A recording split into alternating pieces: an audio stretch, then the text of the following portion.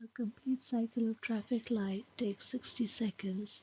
During each cycle, the light is green for 25 seconds, yellow for 5 seconds, and red for 30 seconds. At a randomly chosen time, we need to find the probability that the light will not be green. So we can work out the probabilities.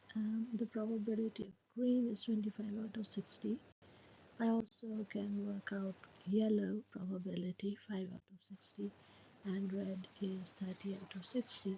But we're only interested in the green because we have been given this word not be green. So when it is not be green, so probability of not green is 1 minus probability of it being green.